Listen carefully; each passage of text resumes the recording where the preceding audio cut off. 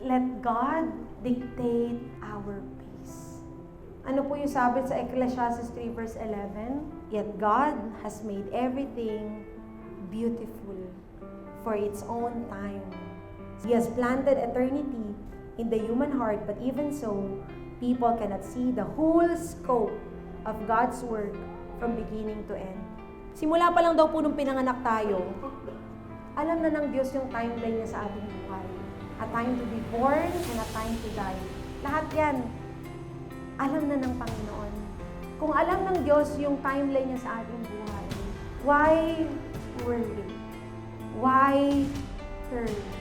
Kung alam na ng Diyos kung kailan magaganap yan sa iyong buhay, bakit ka nagmamadali? Pinamagatan po itong mensahe ng, are you in a hurry? Bago po tayo magpatuloy, let us define hurry. Doon sa mga siguro for the first time ay narinig ito. Hurry is defined as to move or do things more quickly than normal or to make someone do this. Yan daw po ang kahulugan. At siguro po damang-dama natin itong lahat. Nagmamadali tayo, hindi lang naman actually sa buhay eh. Yung nagmamadali kang ma-promote, nagmamadali kang gumaling, pero sa araw-araw, nasasanay tayo because times are changing, seasons are changing, at lahat sa paligid natin ay parang instant, nadadala tayo. Kahit tayo din tuloy, hindi na tayo sanay sa matagal, sanay tayo doon sa mabilisan, sanay tayo sa sabay-sabay. We are all in a hurry. Dalawang bagay na una nating tatandaan, no, as part of our introduction. This is the facts that we have to take note. Number one, God is not in a hurry. We are. Baka akala po natin, kapareho natin ng Diyos, na nagmamadali din ng Diyos katulad natin. But in fact, hindi po. Ang Biblia po, pag binuksan natin at pinagbulay-bulayan natin, the Bible is full of stories of waiting. Ang daming paghihintay. Tignan natin si Abraham. How many years did he wait for Isaac? 25 years. Si David, how many years did God prepare him to become a king? 15 years. Eh yung iba sa atin, naghihintay ng promotion for how many years? O kaya sa school, naghihintay ka ng breakthrough. Ang tagal-tagal mo nang nananalangin na makasama ka sa dean's list. But look at David, yung preparation sa kanya. 15 years sa king of Judah pa lang daw po yun. 22 years to become king over all Israel. 22 years sa iba dito, buhay na nila yun eh. Dahil may mga nakikinig po tayo na 22 years old na. Imagine David, he waited for so long.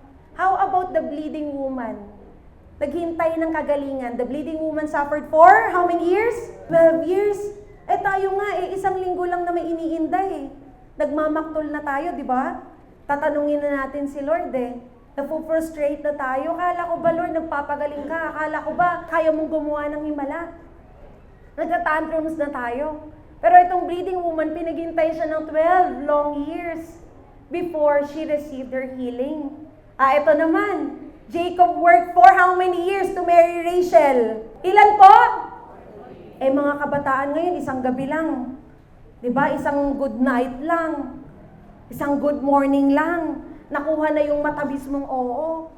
Dahil sanay na nga ngayon ang mga tao sa mabilisan. Ang layo na dito sa mga storya sa Bible, oh. Makikita natin yung karakter ng Diyos that God could have make it all happen in one snap. Kaya eh. Kaya po bang ibigay ni Lord si Isaac kay Abraham at Sarah in one snap? Kaya po ba? Kaya niya eh. Kaya niyang gawin si David na king ng Israel in one snap. Yung bleeding woman, bakit pa paghihintayin ni Lord? At kung ayaw talaga ni Lord na nagsasuffer tayo, bakit maghihintay ng 12 years? And Jacob, pwedeng gawa ng paraan na lang ni Jacob yan at hindi na siya maghintay. Sabi nga po dun sa Bible, yung sa story ni Jacob, hindi daw na-feel ni Jacob eh. Na ganun pala kahabang panahon dahil grabe daw yung pag-ibig niya kay Rachel. So makikita po natin yung prinsipyo ng Biblia at puso ng Panginoon that He is not in a hurry. Parang may timeline, ano? Parang may deadline. Kailangan at the age of 25, meron na akong condominium with 3 bedrooms and 2 ganun na yung mga kabataan ngayon. Ano po ang timeline nyo? Ano ang deadline nyo sa buhay? I-assess nga po natin, baka marami tayong deadline sa buhay eh. O Lord, 35 na ako, kailangan meron na akong pangalawang anak. Di ba may ganun pag kino-compute natin? Alam niyo po ba na may tinatawag tayong, this is, hindi po ito diagnosis ha. Pero ito ay behavioral pattern. Tinatawag natin itong hurry sickness. Ito po ay na-coin na term ng cardiologist, hindi po psychologist. Si Mayer Friedman and Ray Rosenman in 1970s. Kasi may kinakonduct silang research, inaalam nila yung epekto ng lifestyle and personality sa kalusugan ng puso. Yun ang inaalam nila. And they discovered this term, na ang hurry sickness po pala ay significant contributor to stress-related health issues. Marami yung lagi nagmamadali sa buhay, kaya yung puso nila nagde-deteriorate. Kaya siguro ang puso natin stress, Okay naman, marami namang pera, marami namang properties, pero ganun, nagde-deteriorate, maraming heart problems. Because of this, na-discover nila. At particular daw po ito sa type A personalities. May type A tayo, may type B, pero hindi na natin masyado i-expound yan.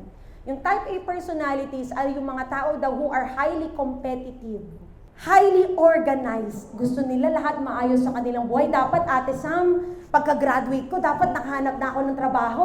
Pagkatapos ko maghanap ng trabaho, dapat asawa naman yung hahanapin ko. Pagkatapos ko maghanap ng asawa, maghahanap ako ng properties. Mag-aanak ako. Kailangan ang retirement age ngayon ng mga kaedad ko, dapat 40 eh. Imagine yung pressure. Kailangan mong patayin yung sarili mo kakatrabaho kasi yun na yung retirement age ng mga ngayon eh. Millennials, ayaw na naming magpaabot ng 60s, we want to enjoy life. Ganun na yung kultura ngayon. At ito daw pong hurry sickness ay nararanasan ng marami ngayon. It's a behavior pattern characterized by continual rushing. Okay lang po magmadali kung minsan kasi baka pwede natin idahilan na, hindi lang pala magmamadali, magbabagal ako, magpapalit ako sa trabaho. Hindi po ganun eh. Pero yung it becomes your life, lagi nagmamadali, laging kailangan, it's one after the other, na-promote ako ngayon, kailangan, nagtagumpay ako ngayon, kailangan merong ulit. Nasagot yung panalangin ko, kailangan masagot ulit. Continual rushing and anxiousness. Pattern siya eh. When we say pattern, it becomes consistent in our life. Anxious ka lagi, anxious ka araw-araw. Ibig sa trabaho na iniisip mo, marami ka responsibilidad sa bahay, sa mga bayarin mo. Lahat yan sabay-sabay. Lahat nga po tayo ngayon natututo ng mag-multitask eh. Meron dito habang nasa trabaho, nagmamasteral. Rushing and anxiousness. It's a malaise, ibig sabihin uncomfortable feeling in which a person feels chronically short of time.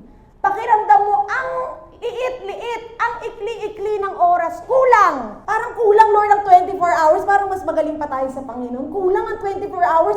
Gawin mo ng 48 hours ang isang araw, Lord. And so tends to multitask to the point of forgetting one of the tasks. Check natin, yung ating puso. Hindi lang yung ating spiritual heart pero yung physical heart natin, baka nararanasan na natin to.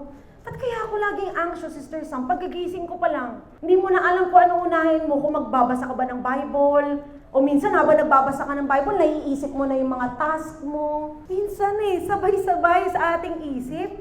Ang dami nga daw pong thoughts na nag-run through our head every day. Kaya marami sa atin, yung restless ngayon, they have more than enough, but so much to think about. Ang daming iniisip. Ang daming kailangan asikasuhin. Marami tuloy na iiwan. At ano po yung causes dito? Tignan natin mabilis lang po. Cultural expectations. Bakit grabe ang hurry sickness ngayon? So, society often glorifies busyness and productivity. Gino-glorify yun Uso ngayon sa social media, pag mas marami kang ginagawa, mas magaling ka. Diba? Hangang-hanga tayo dun sa mga mompreneur. Ganyan na yung mga term ngayon, mompreneur. Nagbi-business ka habang nagiging nanay ka. Sobrang hangang-hanga tayo. Hindi ko ma-imagine kung gaano yun. And so we glorify these kinds of things. Na parang pag productive ang isang tao at marami siyang natitik off dun sa list, parang wow, that's amazing. Worth is tied to how much they can accomplish in a day. Sino po dito yung ganun yung feeling nila? na ako, ang worth ko, nakadepende dun sa marami kong matatapos sa isang araw. At sakit po ito ng maraming nanay. You feel guilty eh. Kasi meron kang innate responsibility to do task at home. Kaya kailangan marami. Kaya pag isa lang yung nagawa mo, nakapagtiklop ka lang ngayon, and that's it. Parang, wala akong silbi. Ang hina ko, buti pa yung ibang nanay. Diba? Isa daw po yun, bakit tayo nagmamadali? Ano pa po? Number 2, ano pa? Technology. Ang dami kasing information na labas-pasok sa ating buhay. At tayo daw po, we have this tendency to reply, to respond. Kaya nga kahit nasa school ka, pag nakita mo may nag-comment sa post mo, anong gagawin mo? Gusto mo replyan agad eh. Diba? May urge ka, may makita ka lang na notification eh, pagbukas ng mata mo eh. Kasi information is in and out of our lives. Labas-pasok, yung access ng technology. So, parang, may pagawa ang boss, tapos agad. The technology right now, malaki ang factor ng bakit tayo parang in a rush lagi. Ano po yung pangatlo? Lifestyle choices. Meron po siguro sa atin mahiling mag-overcommit. Yung nag-yes sa lahat. Ako po kasi ganyan ako eh, kaya nung inaaral ko yun, gusto ko present ako sa maraming bagay eh. Lalo pag sa ministry, kahit sabay-sabay yan. How is your commitment? Are you committed to so many things? Kala natin pag mas maraming commitment sa ministry, sa pamilya, kala natin mas magaling tayo. Kala natin mas approved tayo kay Lord. Pero alam niyo po yung overcommitment, nagkikreate siya ng backlogs. Bakit ang dami mong tinatrabaho ngayon? Ba't ang dami mong hinahabol? Kasi nag-yes ka sa lahat. Eh kailangan mong magpahinga. Nag-chat yung friend mo na magko-coffee kayo. Ano pipiliin mo? Coffee! Diba? Ayaw mong ma-FOMO eh. Baka ako pag chismisan, kailangan nandun din ako. Na-miss mo na yung pahinga mo. It's a lifestyle choice. Number 4, ayan, personality traits. Katulad po nabanggit ko, meron daw mga tao na predisposed talaga sila. Ibig sabihin nun, pinanganak sila na may ganun ng tendency. Na predisposed. Kahit wala kang gawin, meron ka na talagang innate perfectionism. Yung gusto lahat maayos sa buhay. Di ba? Yung mga perfectionist, yung mga competitive, na hindi kinakaya yung pagkatalo sa buhay. Marami pong ganun. At hindi natin sila masisisi because some are predisposed na mamana yung iba. Kaya pag ang magulang perfectionist, usually pag nakita mo yung anak, ganun din eh. Di nila kaya, di nila ma-handle yung mga pagkakamali sa buhay, yung mga detours, yung mga turnarounds, konting shifting, nagmamaktol, nag-give up, nagbe-breakdown. Ito po yung mga rason. At alam niyo po, ayaw ng Panginoon ito. Kaya nga, He is not in a hurry. Kasi grabe daw po yung effect sa ating katawan. Di ko na lang po sinama dito eh. Yung iba nagiging irritable, yung iba ayaw na makipag-socialize. Ang dami po. Yung iba nawawala ng pag-asa sa buhay, nagiging hopeless. Bakit? Restless eh. Madaling-madali eh. Pag may hindi na hit, wala na. Tapos na. Ayoko na, Lord. Ano po yung number 1 point? God is not in a hurry. It brings so much comfort to know that we have a God who is so patient. Sobrang patient ng Panginoon sa lahat ng areas ng ating buhay. Kahit dun sa mga pagkakataon na parang feeling natin, ang haba na Lord, alam niyo po kay Lord, hindi yun mahaba. Tamang-tama lang. Enough time for you to prepare, enough time for you to rest, enough time for you to gear up for the next season of your life. And number 2, observation. In fact, hurry is a spiritual poison. Nakita ko po ito dun sa isang binabasa ko na article eh. It's not just, a response to the culture that we have today. It kills us spiritually. Hindi lang niya pinapagod yung katawan natin eh. Hindi ka lang naman yung restless eh. Poison siya. Tignan po natin, yung kanina nabanggit ko kay Abraham. Gandang-ganda tayo sa story nila na naghintay sila ng 25 years. Pero meron pong Sarah na nainip. Sarai pa siya during that time. Now Sarai, Abraham's wife, had born him no children. Binigyan ng Lord si Abraham ng pangako eh. You will be a father of many nations. Pero at a very old age, wala namang anak. So how could that be? In Genesis 16 verse 1 to 2, gumawa na ng paraan si Sarah. Sabi niya, Sarai, Abraham's wife, had born him no children, but she had an Egyptian slave named Hagar. Kung hindi ko kayang manganak dahil sa katandaan ko, meron naman akong Hagar. no, Egyptian slave. So she said to Abram, "The Lord has kept me from having children. Go, sleep with my slave." Nainip siya eh. Nakita niya yung impossibility ng pangako ng Panginoon. God gave them a promise, pero parang imposible. At dahil hindi niya na mahintay yon, gumawa na lang siya ng paraan. Perhaps I can build a family through her. Pero hindi po yan ang word ni Lord, ha? Manggagaling sa salinlahi ni Abram at ni Sarah, yung promised son. Hindi through other person. Abram agreed to what Sarai said. At dahil po dito, na-mess up, nagkagulo-gulo. Ano nangyari? Nagkaroon ng tension kay Sarah, kay Hagar, kay Abram. Nawala yung trust, nagkaroon ng distrust sa relationship ni Sarah. Hindi naman yun ang design ng Panginoon eh. Napakaganda nga ng plano ng Diyos in mind. Pero madaling-madali at nag-agree naman si Abraham. And so, yung plano ng Panginoon, medyo sometimes ganun din sa ating buhay. Ang ganda ng kalooban ng Diyos, punong-puno ng pag-asa, and God is just asking us to trust Him, to wait for His timing. Pero tayo nakakaisip tayo ng paraan. Sabi ni Lord, I will bless you that you will be a blessing. Pero ang tagal mo nang naghihirap financially. Kung minsan na umahanap tayo ng paraan, teka, pinangakuan mo akong pagpapalain mo ko, Lord, ako nagagawa ng paraan. Wala ka nang gagawin, Lord. Ganun tayo eh. Just like Sarah. Pero tignan natin yung timeline ng Panginoon. Next slide. Genesis 18 verse 9 to 14. Ang storya dito, may bumisita kay Abraham at kay Sarah na 3 guests. Sabi ng ibang Bible scholars, si Lord daw yun at 2 angels. Pero definitely, dun sa 3 guests na yun, isa si Lord. At hinanap niya si Sarah. Sabi ni Abraham, she is right there in the tent. At sabi dito, na one of the guests was the Lord. Ayan, nakalagay dito. And he said, I'll come back about this time next year, and when I do, Sarah will already have a son. At nung minimeditate ko to, sabi ko, Lord, dapat nung moment na yung nakausap mo siya, pwede mo na ibigay yun eh. Pati mo pa binigay. Bakit nagsabi pa na merong appointed time? Ang ganda nung makikita natin dito, I will certainly return to you according to the time of life. According to the time of life, not according to your timeline, not according to the timeline of this world. Dapat pag millennial ka, dapat pag Gen Z ka, dapat according to the time of life. And behold, Sarah, your wife, shall have a son. Ang point ng kwento na yan, the Lord was so clear that this time next year, Sarah will have a son. May timeline ang Lord sa buhay ng bawat isa sa atin. Na minsan ang layo sa timeline natin. It's taking so many years. Lord, ba't ganun? Yung business ko, ang tagal na, hindi pa rin nagtatrive. Yung career ko. In one step, God could make that happen. Meron pa pong sinabi dito si Lord at gustong-gusto ko to. Kasi sabi ni Sarah, nung sinasabi sa kanya ni Lord na magkakaroon ka ng anak, sabi, Abraham and Sarah were very old, verse 11, and Sarah was well past the age for having children. So, she laughed and said to herself, now that I am worn out and my husband is old, will I really know such happiness? Mangyayari pa ba yun, Lord? Mararanasan ko pa ba yun? The Lord asked Abraham, why did Sarah laugh? Does she doubt that she can have a child in her old age?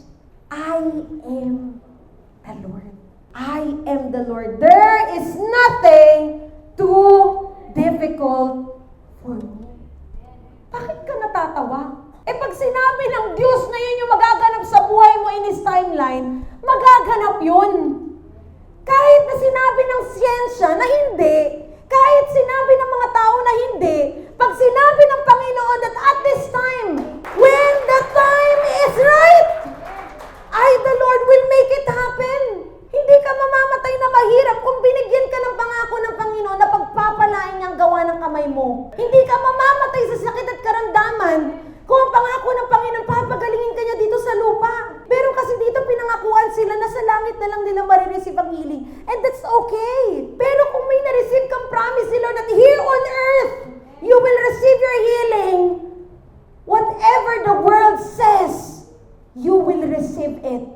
Why? Because sabi ng Panginoon, I am the Lord. And there is nothing too difficult for me. Kaso kung minsan pag nakapasok tayo sa picture, nakapasok yung hurry, nakapasok yung impatience, na may mess up eh. Kaya spiritual poison siya. A life of hurry leads to a heart of worry. Pag lagi tayo nagmamadali, lagi din tayo na-anxious. Bakit? Kasi pag nagmamadali tayo, inilalagay natin sa kamay natin yung dapat gawain ng Panginoon. Iniisipan natin ang solusyon. Paano ako makakagraduate, Lord? Paano ako gagaling? Naililipat yung responsibilidad.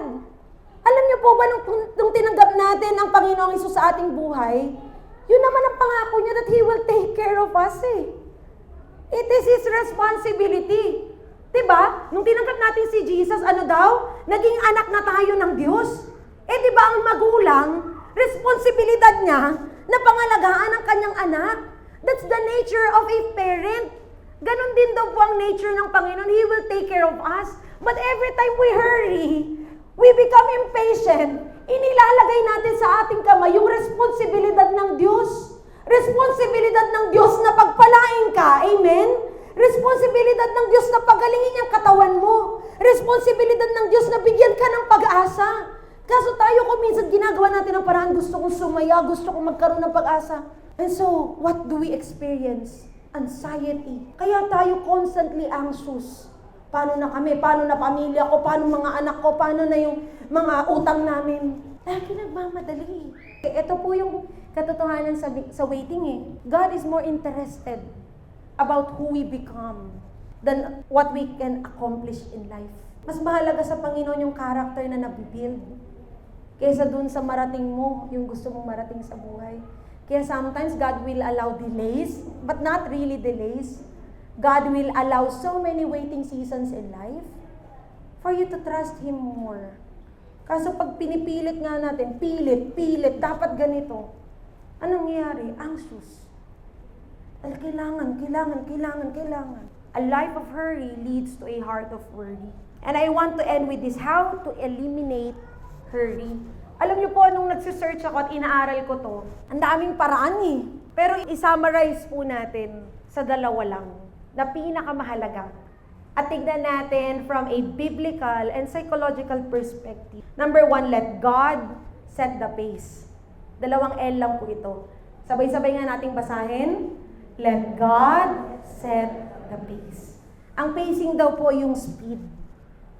Na-appreciate ko po ngayon yung nababasa ko sa Bible na lagi ang term ni Lord, walk. Walk in the Spirit, I will walk with you. Kasi yun palang pacing ni Lord. Pero tayo laging run. Sasabihin natin kay Lord, walk with me, Lord, walk with me. Pero tayo naman, laging patakbo. But the Lord wants to walk with us. At may isa po akong binabasang article, yung sa Matthew 11 verse 28 to 30. Lagi natin siyang nababasa na, oh, come to me all of you who are weary and heavily burdened and I will give you rest. Ito po yung na-appreciate ko, yung take the yoke I give you. Put it on your shoulders and learn from me. I am gentle and humble. Basahin nga po natin ng sabay-sabay. Take the yoke I give you. Put it on your shoulders and learn from me. I am gentle and humble, and you will find rest. This yoke is easy to bear, and this burden is light. Para daw po maunawaan natin ng mas mainam. Yan daw po yung yoke, yung pamatok. 2 oxen, usually sa 2 oxen yan So that they can work together para mas effective yung pag-plow nila, no, yung pag-araro nila, o kung minsan lalagyan niya ng tubig. Basta, para maging effective sila in working together, no, to accomplish a task, dapat may yoke. At pag yung yoke daw na yan ay hindi maayos yung pagkakagawa o may sira ng konti, it hurts the animal. Kaya dapat maayos yung yoke. Nagigets po natin? Kaya pala, yun yung ginamit ni Lord na metaphor. Sabi ni Lord, mabigat yung pamatok mo Masyadong mabigat yan. Ito yung pamatok ko. Ito yung gamitin natin. For my yoke is easy. Sabi po, di ba? And my burden is light. Kasi nga yung pamatok natin, nakakasakit. Yung mga buhat-buhat natin sa buhay, nakakasakit. At ito pa po yung amazing dyan. Nung sabi ni Lord na take my yoke, ibig sabihin, yoke niya yung gagamitin, pero magkasama kayo. You work at His side. Dalawa kayo. Kasi kung may yoke ka, pero wala kang kasangga, ano po, nai-imagine niyo po ba yung magiging itsura niyo? Karag-karag, buhat-buhat mo. And it doesn't work that way. Ang yoke daw po bubuhatin ng dalawa. So sabi ni Lord, yung yoke ko, but you have to work alongside me. You have to work at my side. At ito pa po yung last na point. Kasi habang daw we work together, kailangan, dahil yoke yun ni Lord, kailangan pace niya rin. Gets po natin? Pace din ng Panginoon, speed niya. Nabasa ko po dito sa article, in the ancient world, a yoke was a wooden frame used to connect two oxen so they could pull a load together. If the yoke was poorly made, yun nabanggit ko nga po kanina, it would hurt the animals. Jesus says that His yoke is easy and His burden is light. He's inviting us to walk at His side and let Him set the pace. Baka kaya po tayo sobrang bugbog at restless, bukod sa yoke natin yun, ay wala tayong kasangga. And we work at our pace. We run. Habang si Jesus, naglalakad lang naman. Tayo, patakbo lagi, araw-araw nagmamadali. Karga-karga ang ating mga dalahin ng mag-isa. Pero sabi ng Panginoon, this is my yoke, anak. We carry it together. How about us? Are we letting God carry that yoke? Or we carry it alone? We work alone. Siguro yung iba po sa atin nasanay na ganun. Kasi wala kang na-experience na support from your family. Kaya you get used to it that nobody's helping you. Ikaw lang. Pero alam niyo po yung magandang balita. God didn't call us to walk alone. God didn't call us to journey alone and bring all these loads and baggages alone. He wants to walk with us. Amen po ba? Gusto ng Diyos sa kasama tayo eh. At habang daw we carry that yoke, pag nagmamadali, naramdam na ni Jesus yun eh. Because we walk together, we carry the yoke together, ramdam niya na yun. And when you allow God to walk alongside you, He will slow you down. And God will tell you, my pace, my speed. Kaya kung minsan, bakit parang wini-withhold ni Lord? Dahil ba selfish ang Panginoon? Dahil ba hindi niya kaya? That is God's way of telling you, slow down. Teka lang, nagmamadali ka. Rest. Rest in my love. And so I learned in life, when we surrender our lives to God, there is no really delays. They are slow downs. Slow down. Sabihin mo sarili mo, slow down. You know, God has given us enough time here on earth to do what we have to do. I believe in that. Kung talagang totoo na binigay natin yung buhay natin sa Panginoon, hindi tayo kulang sa oras eh. We have enough time to accomplish what we have to do. Enough time also to trust God with the things that we cannot do. Are you still here with me? So to eliminate worry, let God set the pace. Pwede po ba natin ipalit yung pamatok natin? Eto na, Lord, yung bagahe ko. Yan ang yoke mo. Ang dadalhin ko. Moving forward. Number 1L, let God set the pace. At number 2 po, learn to be comfortable saying no. Most people are hurried, nagmamadali, because they've said yes to too many good things. Alam niyo po, maraming i-offer ang mundong ito na magagandang bagay, magagandang job opportunities, magagandang relationships, magagandang lugar. Ang dami po eh. This life has so much good things to offer. Pero pag ang daming may access sa ating buhay at wala tayong boundaries, doon na may mess up. Doon nagiging overwhelming ang buhay. But let us look at the example of Jesus. Gusto ko po yung sinabi dito sa pursuegod.org. Jesus was never in a hurry because He was comfortable, perfectly comfortable, saying no. Pansinin natin si Jesus. Kahit nga po sa kwento ni Lazarus, di ba, nung nalaman niya na namatay, pwedeng takbo siya, karipas siya agad eh. He can do that. Kaya niya. Pero it took days. Let us learn by His example. People constantly demanded His time. And there were always more sick people to heal. Di naman nauubos yan. And more crowds to teach.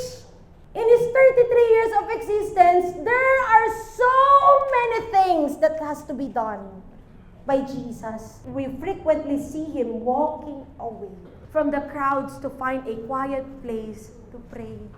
Jesus was never in a hurry. Alam niya yung tamang pacing. Ganda po nito, highlight natin. He didn't let the needs of the world dictate His pace. That's trust. Kasi alam niya na kahit wala siyang gawin, no? Kahit na manalangin siya sa kanyang solitary place, alam niya na may ginagawa ang Diyos dun sa mga may sakit. Pero tayo kung minsan may superhero complex eh. Pag nanay ka, tatay ka, dapat ganito, kaya constantly anxious. Pero sabi ni Jesus, hindi ang pangangailangan ng mundong ito ang magdidikta ng aking pace. Ano po yung nagdidikta ng speed ng buhay niyo? Lord, kailangan na naming yumaman. Kasi yung mga anak ko mag-aaral sa prestigious university eh. Kailangan nang gumaling to, nakakaya na may sakit. What is dictating your speed in life? Jesus let His Father dictate His pace. Kaya nga doon siya lagi bumabalik eh. Kasi alam niya na maingay yung mundo. Alam niya na maraming kailangan gawin. Alam niya yun. Pero hindi yung pangangailangan ng mundo ang magdidikta nun. Tayo kung minsan yung mga personal nating pangangailangan ang nagdidikta. Kailangan ko eh. Kailangan kong patayin ang sarili ko, kakatrabaho, umaga, tanghali, gabi, hanggang linggo. Kailangan kong patayin ang sarili ko para maabot ko yung tugatog ng tagumpay. What is dictating your pace? The only way to say yes to God's best for us is to learn to say no to so many good things in life. Kung minsan gusto lang ni Lord, mamahinga tayo sa Kanyang presensya. Manalangin tayo, magbasa ng Bible, pero tayo, rush na rush. Kailangan lang, Lord, 20 minutes ka lang ha. Kasi ang dami kong trabaho eh. Ang dami kong labahin, ang dami kong gastusin, ang dami kong... Kailangan ganito ka lang ha. O kaya kung minsan gusto ni Lord na maging active tayo sa ministry, pero yung mga friends ko, lagi akong hinahanap eh. Kailangan mag-yes ako sa kanila eh. The only way for us to say yes to God's best things for our lives is to say no to too many good things that this world offers. Saan po kayo laging nag-yes? Sa mga mornings ba, if God is inviting you to just rest in His love, do you rest in His love? O marami tayong yes, yes to phone, yes to TikTok. If God is inviting us to just read our Bible and to just talk to Him, fellowship with Him, saan po tayo nag-yes? Baka kaya tayo pagod na pagod. Kasi naka-yes tayo sa lahat, pero naka-no tayo sa Panginoon. Lahat tayo, wala na ma-excuse. All of us fall short. But God is teaching us. Let God dictate our pace. Ano po yung sabi sa Ecclesiastes 3 verse 11? Yet God has made everything beautiful for its own time. He has planted eternity in the human heart, but even so, people cannot see the whole scope of God's work from beginning to end. Simula pa lang daw po nung pinanganak tayo, alam na ng Diyos yung timeline niya sa ating buhay. A time to be born and a time to die. Lahat yan, alam na ng Panginoon. Kung alam ng Diyos yung timeline niya sa ating buhay, why worry? Why hurry? Kung alam na ng Diyos kung kailan magaganap yan sa iyong buhay, bakit ka nagmamadali? I want to end with this verse. Na-appreciate ko po ito. Lagi na natin itong name-meditate eh. Pero let us all the more soak in para mag-sink deep ang message, Lord. Have you not known? This is Isaiah 40 verse 28 to 31. Have you not known? Have you not heard? This is God's message ha. Siya yung nagsasabi nito. The everlasting God, the Lord, the creator of the ends of the earth, neither faints nor is weary. His understanding is unsearchable. He gives power to the weak, and to those who have no might, He increases strength. Even the youths shall faint and be weary, and the young men shall utterly fall. But those who wait on the Lord shall renew their strength. They shall mount up with wings like eagles. They shall run and not be weary. They shall walk and not faint. At kahapon ko lang po, I don't know if I've heard this many years ago, pero sabi ko, bakit wait yung nandito? Lahat ko nababasa trust. Unlike ko nababasa hope, yun pala dito sa Bible, waiting on the Lord means trusting Him. You are not just waiting passively. Kailan ba? You are hoping in what God can do in your life even when you don't see it. Yun po ang tunay na waiting eh. Waiting on God means, Lord, you do what you want to do. I don't know when, I don't know how, but you do it because I trust you.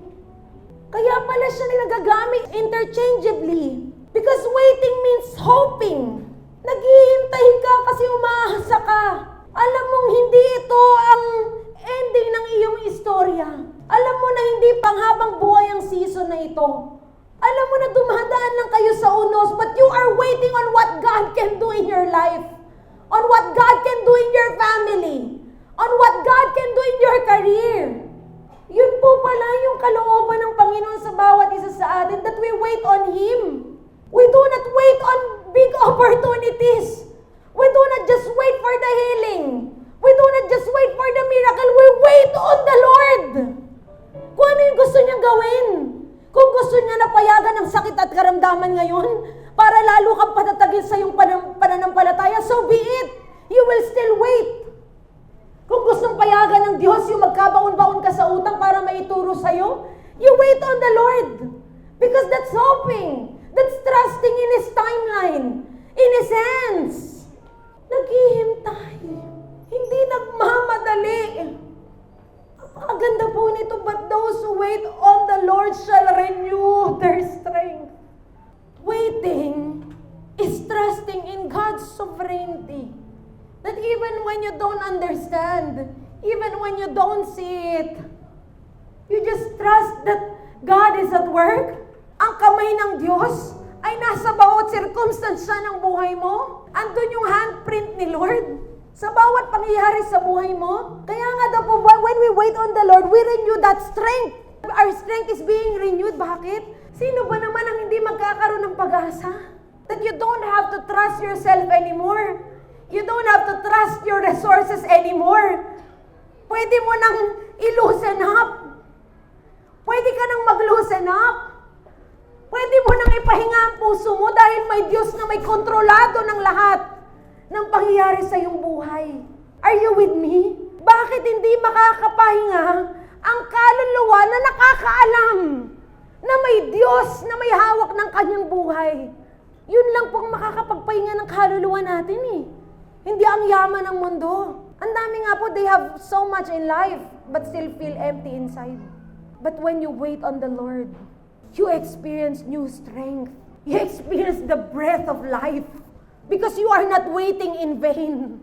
You are waiting for somebody who is able to do all things when the time is right. Hindi po ba yun ang magbibigay ng pag-asa sa atin? Na kahit dumadaan tayo sa pinakamadilim na bahagi ng buhay natin ngayon, meron tayong Diyos na hinihintay. Diyos na kumikilos. Kahit nga daw po sa mga silent seasons ng ating buhay, He is at work. Kahit sa mga pagkakataon na parang walang nangyayari, He is at work. And so mga kapatid, God is inviting us to wait on Him. Alam ni Lord, matagal mo nang hinihintay yan. Alam ni Lord na sabik ka na sa bagay na yan. Alam niya yun.